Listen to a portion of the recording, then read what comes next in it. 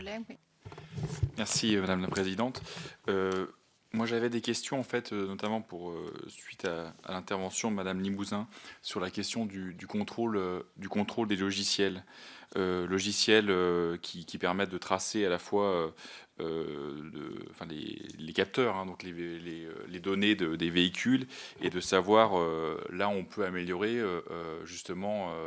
Là, on peut réduire l'émission du véhicule, etc. Je pense ça parce que c'est une question qui se pose énormément en Europe du Nord.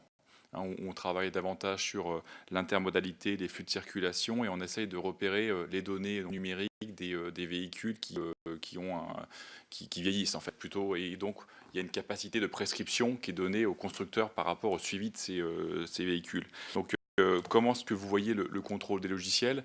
On a parlé peut-être de la neutralité technologique, mais là, c'est la neutralité de l'outil numérique, parce que le problème des constructeurs, c'est pas tellement la concurrence en fait du secteur, mais c'est la concurrence des services numériques. Enfin, je ne reviens pas sur le Google Voiture, etc. Donc, quel est votre sentiment sur tout ce qu'on appelle le champ de l'intelligence embarquée, c'est-à-dire la récupération de données pour essayer de tracer justement les automobiles qui fonctionnent ou pas. Mais donc ça veut dire qu'il y a une dépendance par rapport au logiciel, et donc quelle est l'attitude en termes de pression vis-à-vis justement de l'utilisation de ces logiciels.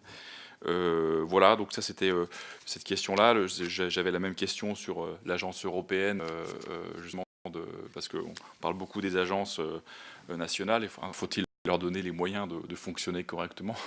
Donc l'agence européenne sera peut-être une bonne question à poser, notamment sur le plan des certifications et du contrôle aussi de la pollution. J'avais une autre question sur les flux de circulation et le covoiturage par rapport justement à la construction, parce que c'est l'objet de la mission d'information. Comment réorienter justement vers la restructuration des automobiles. Je prends encore les exemples qu'on trouve en Suède ou en Danemark. C'est qu'on essaye de récupérer les données pour ensuite répartir les coûts parmi les gens qui utilisent le véhicule qui a déjà 5 ans, 6 ans d'âge, pour justement l'améliorer, ses performances environnementales, et pas faire reporter ce coût-là initialement au constructeur. Je vous remercie. Merci.